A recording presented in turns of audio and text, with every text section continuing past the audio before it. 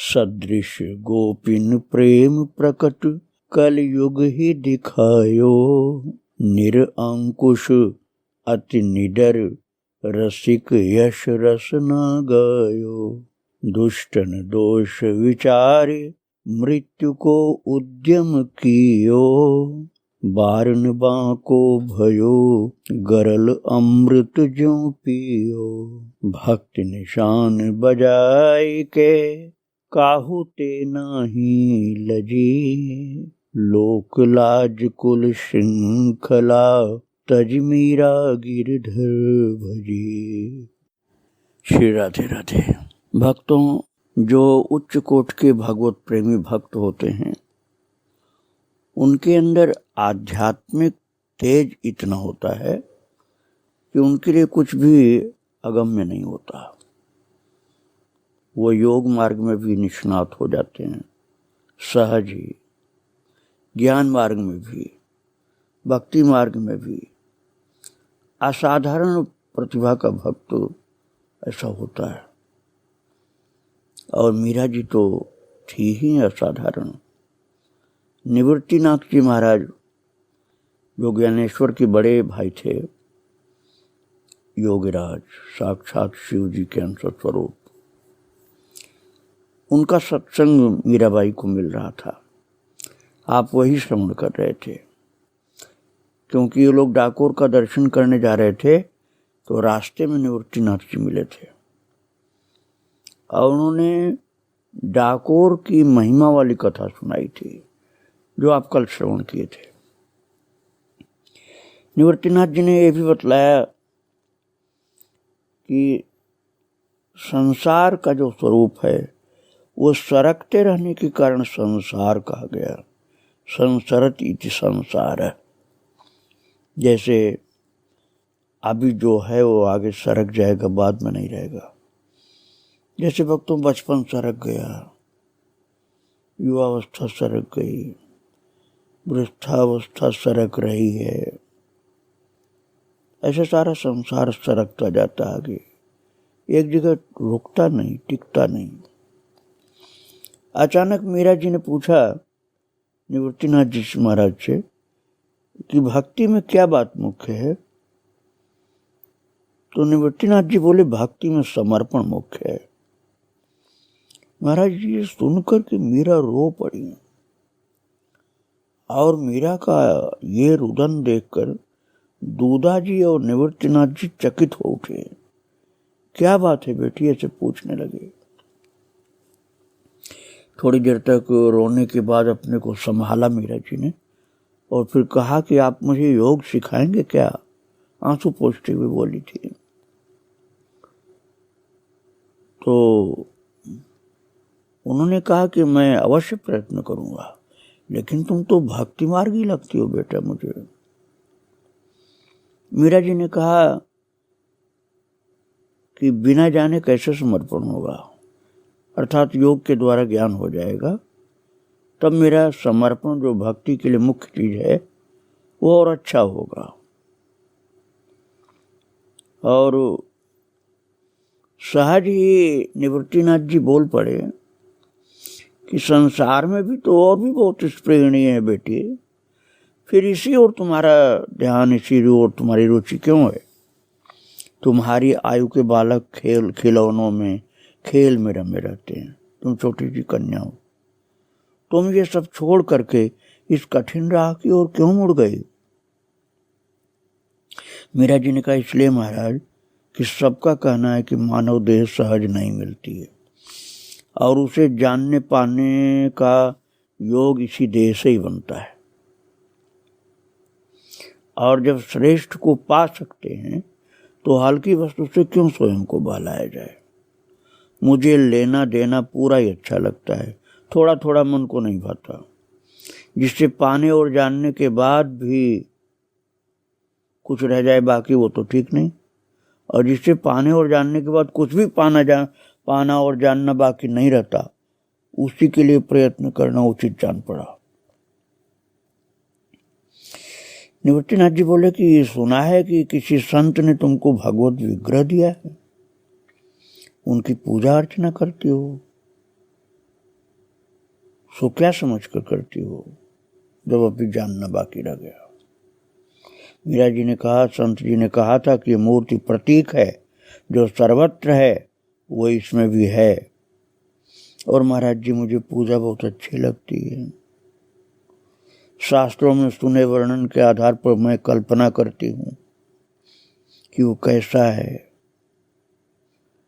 और उसी भाव से मैं पूजा करती हूँ इनकी। महाराज बहुत अद्भुत सत्संग था निवृत्तिनाथ जी का। भक्तों, योगी निवृत्तिनाथ जी ने दूधा जी को बताया कि वो पुष्कर जा रहे हैं। डाकोर से लौटकर आने तक ये पुष्कर रहे तो मेड़ता आकर अवश्य मीरा को योग की शिक्षा देंगे। इसकी बुद्धि और धारणा शक्ति अलौकिक है, ऐसा निवृत्तिनाथ जी ने कहा। वो बोले कि किसी भी गुरु को इसे शिक्षा देते हुए प्रसन्नता होगी। महाराज मेड़ता लौट करके दूधा जी ने पुष्कर भेजा कुछ लोगों को कि देखो निवृत्तिनाथ जी वहां हो तो सम्मान सहित उनको मेड़ता ले आओ। और इसी बीच ब्रज के एक प्रसिद्ध संत श्री बिहारी दास जी अपने 2 शिष्यों के साथ घूमते हुए मेड़ता पधारे। दूधा जी की प्रार्थना स्वीकार करके वे कुछ दिनों के लिए वहां ठहर गए। वहां 4 भुजानाथ मंदिर में भजनों का आयोजन किया गया था। तो राज परिवार और महिलाओं के लिए झरोखों में बैठने की व्यवस्था थी। सभा मंडप में एक और प्रजागण, दूसरी ओर राजपुरुष के साथ राव दूधा जी बैठे। दूधा जी के एक और मीरा, दूसरी ओर जयमल उनसे सट कर बैठे थे। संत बड़े भजनानंदी और संगीत शास्त्र के आचार्य थे। वाद्य सस्वर होने पर उन्होंने गाना आरंभ किया। महाराज बहुत सी सुंदर संगीतमय गायन था और मीरा जी सोच रही थी, सुन रही थी, सोच ये रही थी कि ये संत कैसे प्रेम में डूब कर गा रहे हैं और कैसा मीठा और गहरा स्वर है इनका। वाणी जैसे नाभिकूप से उठ रही है। मीरा के मन में आया कि कभी मैं क्या ऐसा गा पाऊंगे। वो एकाग्र बैठी रही हैं। दूधा जी की आंखों में प्रेम के आंसू छलक रहे थे। अन्य श्रोता भी मुग्ध थे। आधी रात बीतने पर संत ने तानपुरा भूमि पर रखा। चारों ओर नीरव शांति थी। भक्तों, मीरा जी ने मौन भंग किया और कहा, बाबू साहब क्या ये नारद जी हैं? ये वीणा है। तानपुरे की ओर दिखाकर कहा था। तो जोशी जी महाराज ने बताया था कि नारद जी की वीणा और करताल है जिसको बजा के गाते हैं। तो दूधा जी ने कहा कि बेटी से, पोती से, कि पहले महाराज जी के चरणों में प्रणाम करो फिर प्रश्न करो। दूधा जी ने कहा तो मीरा जी, जयमल ने भी, मीरा जी ने, दोनों ने प्रणाम किया और संत ने दोनों के सिर पर हाथ रखा। और जयमल तो सोने को सोचने लगे, मीरा जी अभी नहीं सो रही थी जबकि आधी रात बीत गई थी। शांत, सरल और सुंदर मुखाकृति, मधुर स्वर, ऐसे पूछती थी प्रेम भरी दृष्टि डालते हुए, मैं तो प्रभु का तुच्छ दासानुदास हूं बेटी। भगवान के भक्त ने, संत ने उत्तर दिया था। जब मीरा जी ने कहा था कि नारद जी हैं क्या, तो नारद जी हैं क्या, इसका उत्तर संत ने दिया कि मैं तो प्रभु का तुच्छ दासानुदास हूं बेटी। संत राजमहल में ठहरे थे। रात्रि के चतुर्थ प्रहर के पूर्व ही उनकी नींद उचट गई। शैया त्याग करके वे कक्ष के बाहर आए और तब तक उनको सुनाई पड़ा कि बच्चे की कंठ से बहुत सुंदर स्वर वाली भजन की, गाने की आवाज। और फिर उन्होंने ध्यान दिया कि जो रात में उन्होंने गाया था वही गायन एक कन्या के स्वर में आ रहे हैं। तो बाहर वो निकल करके देखे तो चकित रह गए, ये तो मीरा का स्वर है। विलक्षण स्मृति, मैंने जो जो गाया था पूरा पूरा शब्द शब्द वही मीरा गा रही है। कहाँ से इसको कंठस्थ हो गया और कितनी जल्दी संगीत को इसने सीख लिया। एक बार सुन करके सारी गहराई इसकी जानकारी में आ गई और सारे शब्द इसको याद हो गए। संत जी मीरा जी की प्रतिभा देखकर चकित रह गए। अब भक्तों आप देखिए, वृंदावन के संतों ने तो अपने संगीत और अपने गायन में मीरा जी को पूर्ण सक्षम देखा, निवृत्तिनाथ जी ने योग में सक्षम देखा। निवृत्तिनाथ जी महाराज पुष्कर से मेड़ता पधारे और मीरा जी के सम्मुख योग की बातें सुनाना शुरू किया। मीरा जी हाथ जोड़ के बैठी थी, आंखें बंद थी, बहुत शांत, और सब सुनती जाती थी जो भी महाराज जी बता रहे थे। मीरा जी की तीव्र जिज्ञासा और ग्रहण शक्ति देखकर निवृत्तिनाथ जी बहुत प्रसन्न होते हैं। जिस आसन में जितनी देर ठहरने को बोलते निवृत्तिनाथ जी, मीरा उसके दुगने समय तक ठहर कर दिखा देती हैं। योग निद्रा, षटचक्र, कुंडलिनी आदि के विषय में ऐसे ऐसे गूढ़ प्रश्न किए मीरा जी ने कि संत लोग चकित हो गए। और महाराज 6 महीने पश्चात योग निद्रा से जगाने में निवृत्तिनाथ जी को प्रयत्न करना पड़ता था। और मीरा जी ने बताया कि भ्रू मध्य में ध्यान टिकाने की बात जब आई, उन्होंने कहा कि महाराज यहाँ दीपक की लौ मुझे दिखाई पड़ती है। तो निवृत्तिनाथ जी ने कहा, सच बेटी? बहुत प्रसन्न हुए। उन्होंने कहा, हाँ महाराज, ये तो सदा से आंखें बंद रखते ही देखती हूँ। तो वो कहती थी कि बीच में जरा सी देर रुकूं तो उजाला बढ़ने लग जाता है और रनिवास में सब चिंतित हो जाती हैं, इसलिए मैंने छोड़ दिया। निवृत्तिनाथ जी ने कहा, आहा, ये तो जन्म जन्म की योगिनी है। मन ही मन कहा। और महाराज वो कहने लगे कि जो योग सीखने में मुझे 12 वर्ष लगे वो तो इस कन्या को झटपट आ जाएगा, ऐसा लग रहा है। और महाराज बिहारी दास जी बाबा जो थे वृंदावन वाले, उन्होंने कहा, मेरे मन में ऐसा आभास होता है कि श्री कृष्ण से बिछुड़ी हुई किसी ब्रजांगना ने मीरा के रूप में देह धारण किया है। और निवृत्तिनाथ जी कह रहे थे कोई सिद्ध योगी नहीं है ये। अपने अपने अनुसार सब लोग संत लोग अनुमान कर रहे थे। भक्तों, इनके चमत्कारों को देख करके, योग के और संगीत के चमत्कारों को देखकर लोगों को पुराने संतों की याद आने लगी। निवृत्तिनाथ जी के भाई लोग जो थे, ज्ञानेश्वर, सोपानदेव, मुक्ताबाई, इन लोगों का चमत्कार, सखूबाई, जनाबाई, नामदेव, इनकी शक्ति निवृत्तिनाथ को याद आने लगी कि ये मीरा तो उसी प्रकार की है, साधारण नहीं है मीरा, इनके अंदर तो सारी शक्तियां हैं। एक बार उन्होंने बिहारी दास जी से कहा था, माता मीराबाई ने, कि बाबा मुझे भीतर कोई अभाव दुख देता है। बहुत सोचा ढूंढा पर वो अभाव कहाँ है, किस वस्तु का है, मैं नहीं जान सकी। इसे दूर करने की इच्छा भी नहीं होती, ये दुख अच्छा लगता है। बाबा बताइए ना, पीड़ा, ये अभाव क्या है? बिहारी दास जी कुछ देर मुख देखते रह गए, उनकी आंखें भर आई। मीरा के सिर पर हाथ रखकर भरे गले से कहना चाहा कि ये पीड़ा किन्हीं भाग्यशालियों को ही मिलती है बेटी, लेकिन बोल नहीं पाए। बोले, चिंता मत करो बेटी, सब ठीक हो जाएगा। महाराज ऐसे ऐसे उच्च कोट के सिद्ध संत मीरा जी को देख देख कर चकित हो रहे थे।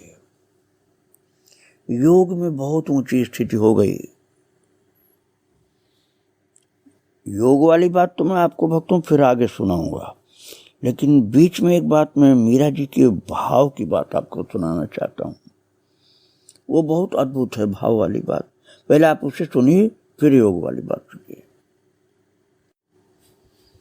भक्तों, मीरा जी के सरल निर्मल हृदय पर किसी भी दृश्य का बड़ा जबरदस्त असर पड़ जाता था। उन्होंने देखा कि एक बारात है, बारात में हाथी है। तो देख करके वो अपने पिताजी से बोल रहे हैं, भाभो ये इतने लोग सज धज करके गाजे बाजे के साथ कहाँ जा रहे हैं? तो बोले कि ये तो बारात आई बेटा। उत्तर देती हुई माँ भी आंखों में उसको चकित होकर देखने लगी और कहने लगी, मीरा जी बोली कि बारात क्या होती बाबू? ये इतने गहने पहनकर हाथी पर कौन बैठा है?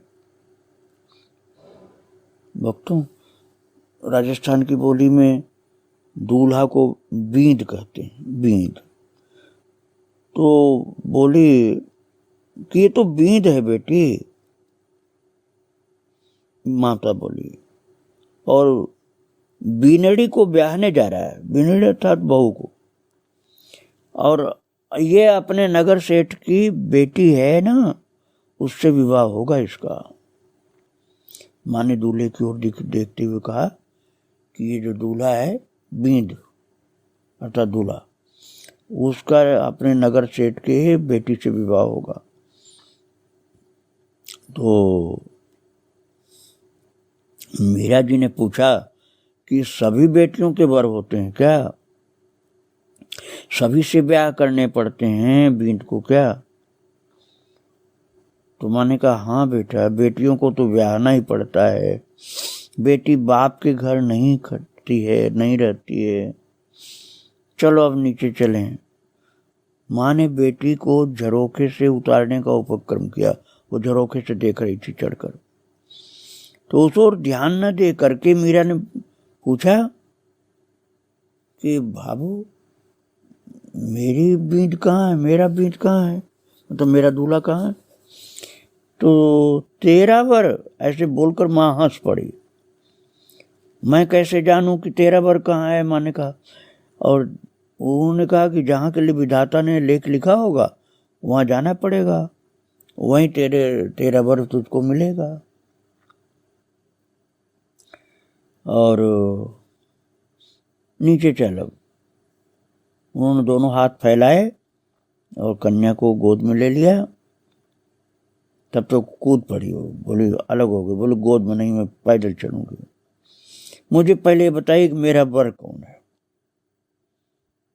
तो माँ बोल रही नीचे चल बताती हूँ। और तो वहाँ बड़ी माँ से पूछ लेना, मुझे नहीं मालूम तेरा वर कहाँ। मीरा जी बोले नहीं नहीं नहीं, मुझे कहीं नहीं जाना, किसी से नहीं पूछना, आप ही बताइए मेरा वर कौन है, मेरा वर कौन, मेरा वर कौन है। और मीरा ऐसे बोलती हुई धप से भूमि पर बैठ गई। उनकी आंखों में आंसू भर आए। हाथ पांव पटकती हुई बोली, बताओ मेरा वर कौन है? तो मीरा की माँ ने कहा, अरे ये क्या बावलापन। समझाने का फिर प्रयास किया। जा बाबूसा से पूछ, अर्थात दादाजी से, बाबा से पूछ, वे बताएंगे। मैं कोई पुरुष हूं कि तेरे वर का मुझे पता हो? तो वो बोले कि मैं कहाँ जाऊंगी, आप ही बताइए और जल्दी बताइए।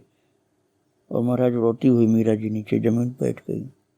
अभी कितना ज्ञान था, कितना योग था, कितना संगीत का पता, जैसे अब सब भूल गई थी और बिल्कुल व्याकुल होकर जमीन पर लौट गई, जैसे छोटे बच्चे लौटते हैं, ऐसे लौटने लगी।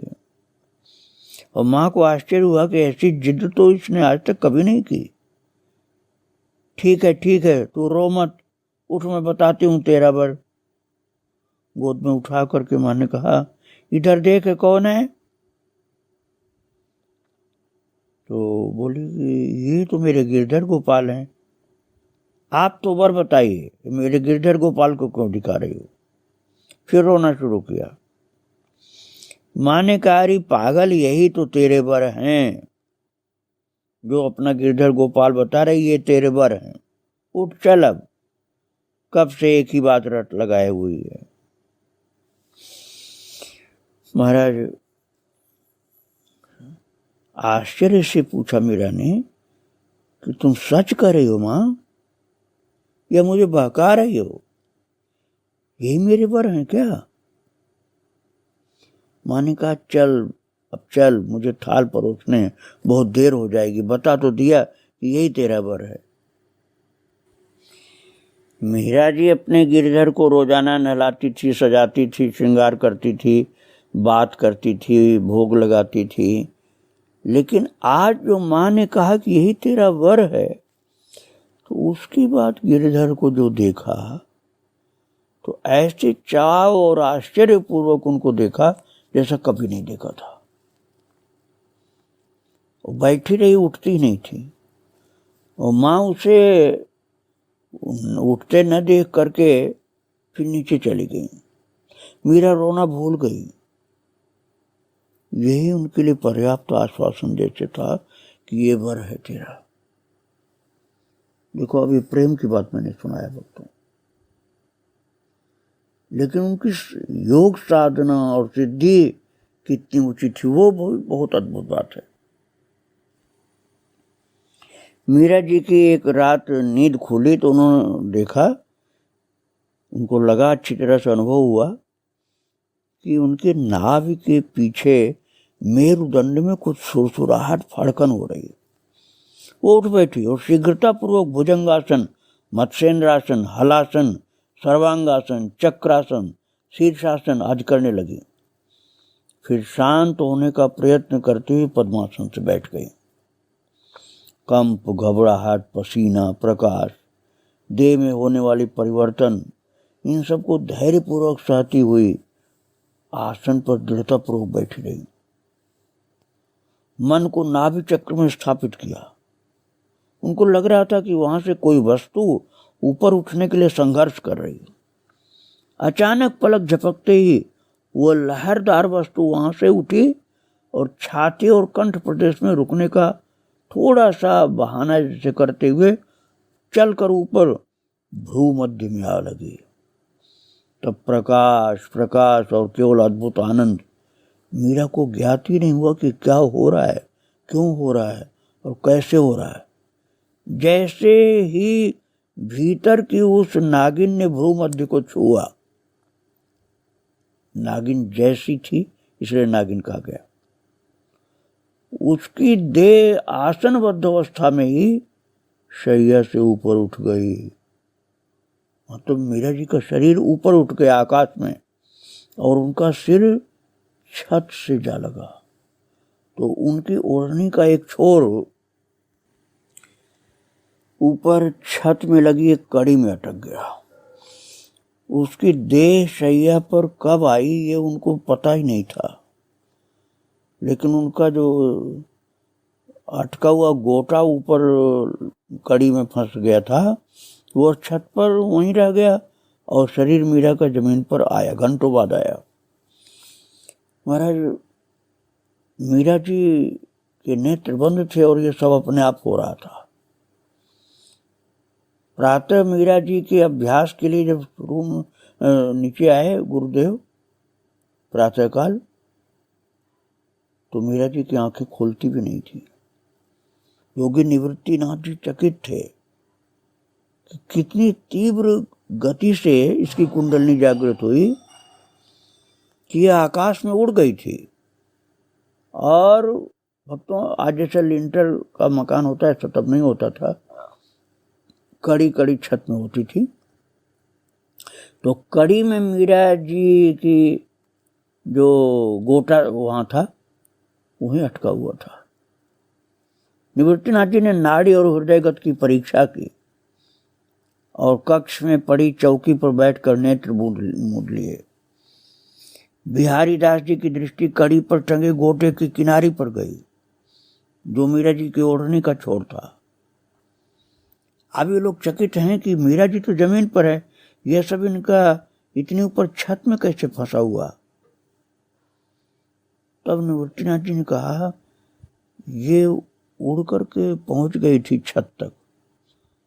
इस बालिका की कुंडलिनी जागृत है, किंतु स्थान नहीं छोड़ रही थी। अब वो एक ही झटके में भ्रू मध्य तक पहुंच गई है। महाराज, माता पिता को समझाने में बहुत टाइम लगा उनको, ऐसी ऊंची स्थिति थी मीरा जी की। भक्तों, सब कुछ इनके अंदर पूर्ण था, योग भी, संगीत भी, भक्ति भी। मीरा जी की कुछ और बातें मैं आपको फिर सुनाऊंगा। आज इनके चरणों में प्रणाम करके यहीं विराम दे रहा हूँ। श्री राधे राधे, जय श्री राधे राधे।